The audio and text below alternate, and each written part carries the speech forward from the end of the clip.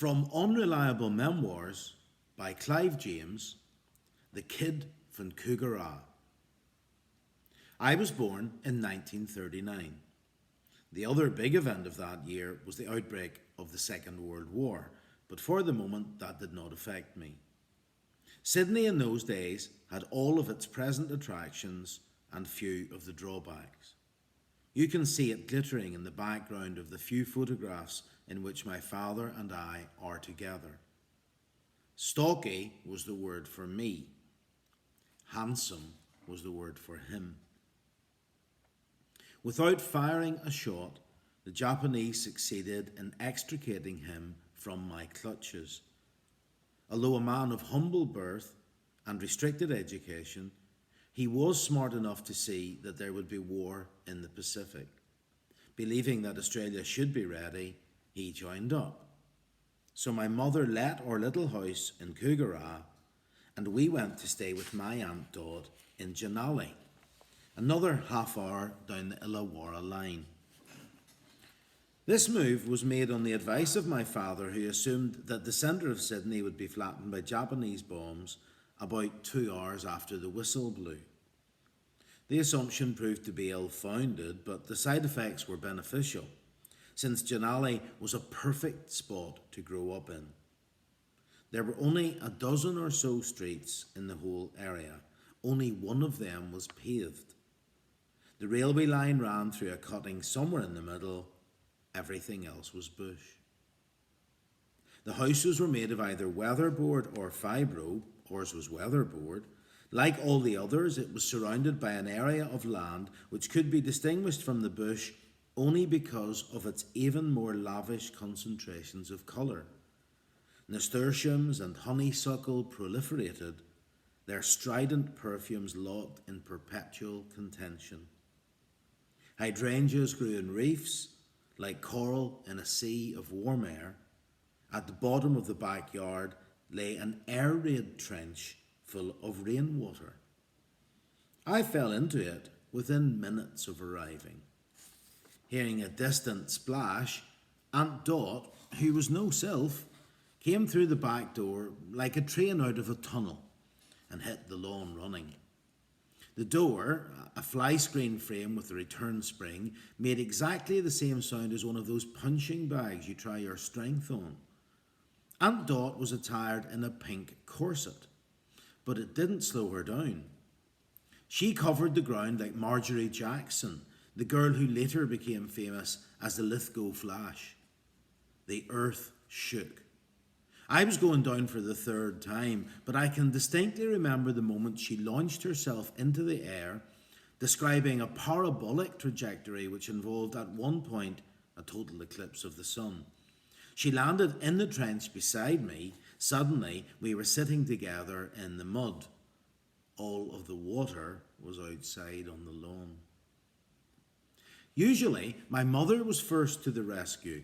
This time she was second. She had to resuscitate both of us. She must have been in the front of the house looking after my grandfather. He needed a lot of looking after. Later on, my mother told me that he had always been a selfish man. She and Aunt Dot had given a good part of their lives to waiting on him. Mentally, he had never left England. I remember him as a tall, barely articulate source of smells. The principal smells were of mouldy cloth, mothballs, seaweed, powerful tobacco, and the tars that collect in the stem of a very old pipe. When he was smoking, he was invisible. When he wasn't smoking, he was merely hard to pick out in the gloom. You could track him down by listening for his constant low-pitched, incoherent mumble. From his carpet slippers to his moustache was twice as high as I could reach. The moustache was saffron with nicotine. Everywhere else he was either grey or tortoise shell mottle. His teeth were both. I remember he bared them at me one Christmas day. It was because he was choking on a coin and a mouthful of plum pudding. It was the usual Australian Christmas dinner taking place in the middle of the day. Despite the temperature being 100 degrees Fahrenheit in the shade, there had been the full panoply of ragingly hot food, topped off with a volcanic plum pudding smothered in scalding custard. My mother had naturally spiced the pudding with sixpences and threepenny bits, called zacks and trays, respectively. Grandpa had collected one of these in his esophagus. He gave a protracted, strangled gurgle, which for a long time we all took to be the beginning of some anecdote. Then Aunt Dot bounded out of her chair and hit him in the back. By some miracle, she did not snap his calcified spine. Coated with black crumbs and custard, the zack streaked out of his mouth like a dum-dum and ricocheted off a tureen. Grandpa used to take me on his knee and read me stories, of which I could understand scarcely a word. Not because the stories were over my head, but because his speech by that time consisted entirely of impediments. Once upon a moose, he would intone, there was a young dwang bluff. My mother got angry with me if I was not suitably grateful to Grandpa for telling me stories. I was supposed to dance up and down at the very prospect. To dodge this obligation, I would build cubby holes. Collecting chairs, cushions, breadboards and blankets from all over the house, I would assemble them into a pillbox and crawl in, plugging the hole behind me. Safe inside, I could fart discreetly while staring through various eye slits to keep track of what was going on. From the outside, I was just the pair of marsupial eyeballs in a heap of household junk, topped off with a rising pall of sulphuretted hydrogen.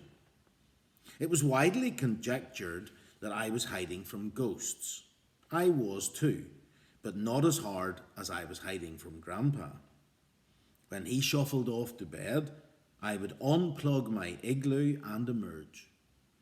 Since my own bedtime was not long after dark, I suppose he must have been going to bed in the late afternoon. Finally, he went to bed altogether. With Grandpa laid up, I was the man of the house. My mother was the only pillar of strength available. One parent is enough to spoil you, but discipline takes two. I got too much of what I wanted and not enough of what I needed. I was a child who was picked up. The effects have stayed with me to this day, although in the last few years I have gradually learnt to blame myself instead of circumstances. My mother had a strong will, but she would have had to be Fabius Concator to cope with my tantrums when I didn't feel like going to school. Every second day I played sick and stayed home. Her only alternative was to see how far she could drag me. She would have had a better chance dragging a dead horse through soft sand. The school was a single-room wooden hut with 12 desks. Painted cream, it sat in half an acre of dirt playground about a mile from our house. Bushfires burned it down every couple of years, but unfortunately it was easy to replace. The first year of school wasn't so bad. I liked Miss Dear. Usually, I got more questions right than anybody else and was awarded first choice of blocks. I chose the set with the arches and the columns. I would go off on my own into a corner of the playground and build structures akin to the Alhambra or the Escorial, throwing a fit if any other child tried to interfere. Even the best set of school blocks weren't as good as the set I had at home. Passed on to me by Grandpa, they were satin-smooth Victorian creations of inch-by-inch oak, every length from 1 to 12 inches plus arches, Doric columns, metopes, triglyphs and sundry other bits and pieces.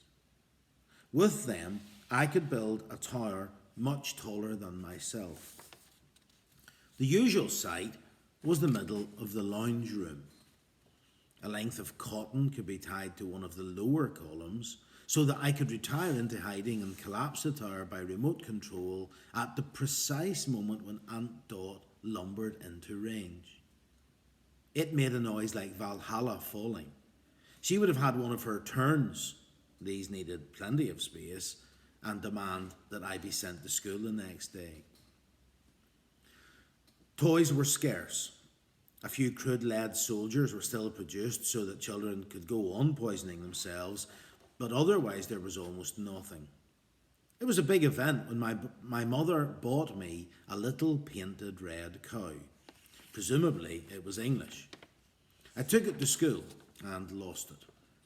Next day she came with me to school wanting to find out what had happened to it. My carelessness with everything she bought me went on hurting her for years. She construed, accurately, as ingratitude. From the sensitivity angle, I was about as obtuse as a child can be. I was sensitive enough about myself, but that's a different thing.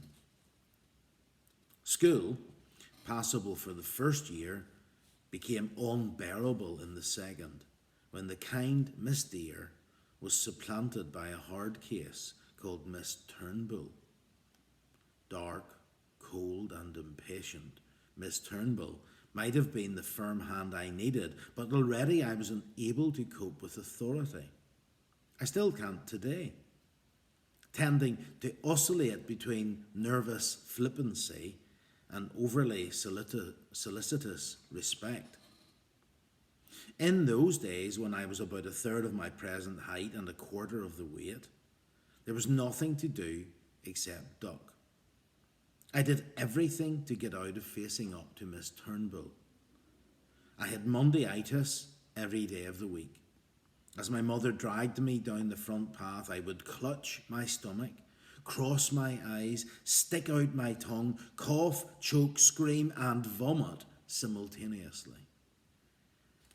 But there were still some occasions when I ended up at school, no matter what I did.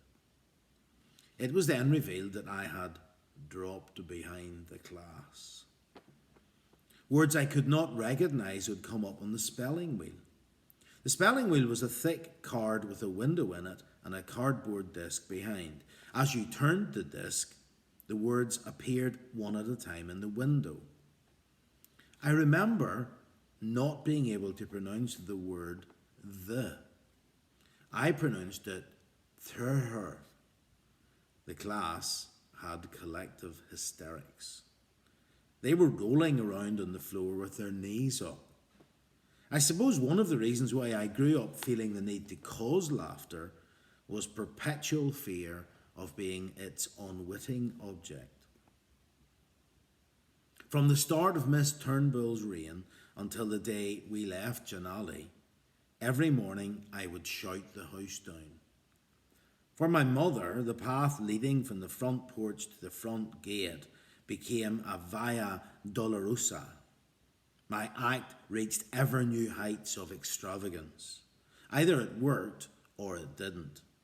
If it didn't, I would sit in school praying for the bushfires to come early and incinerate the place. If it did, I would either hang around the house or go and play with Ron, a truant of my own age who lived next to Hallie the butcher down near the station. Ron was a grub. I was always being warned off him because he was so filthy. He and I used to have peeing competitions behind his house. Ron's reg of a mother used to give us buttered bread with hundreds and thousands on it. It was like being handed a slice of powdered rainbow. They must have been a poor family, but I remember my visits to them as luxuries. As well as the Technicolor bread and butter, there were vivid, viscid green drinks made from some kind of cordial. Ron's place would have been Beulah land, except for one drawback. They had a cattle dog named Bluey. A known psychopath, Bluey would attack himself if nothing else was available. He used to chase himself in circles, trying to bite his own testicles off. To avert instant death, I was supposed to call out from the front gate when I arrived and not open it until I was told that Bluey had been chained up. One day I opened it too early and Bluey met me on the front path. I don't know where he had come from, probably around the side of the house, but it was as if he had just come up out of the ground on a lift. He was nasty enough when chained up, but on the loose, he was a bad dream. Barking from the stomach, he opened a mouth like a great, wet, tropical flower, and when it snapped shut, my right foot was inside it. If Bluey hadn't been as old as the hills, my foot would have come right off. Luckily, his teeth were in ruins, but even so, I was only a few tendons short of becoming an amputee. Since Bluey's spittle obviously contained every bacterium known to science, my frantic mother concluded that the local doctor would not be enough. I think I went to some kind of hospital in Sutherland. Needles were stuck into me while she had yet another case of heart failure. Bluey was taken away to be destroyed. Looking back on it, I can see that this was tough on Bluey, who had grown old in the belief that biting ankles was the thing to do. At the time, I was traumatised. I loathed dogs from that day forward. They could sense my terror from miles away. Any dog could back me against a wall for hours.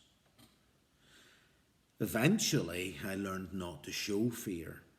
The triumph came when I managed to walk away from a dog who had me balled up against the door of a garage. Admittedly, he was only a Pekingese and about 8 inches long, but it was still a triumph. That was more than a year ago. I was 41.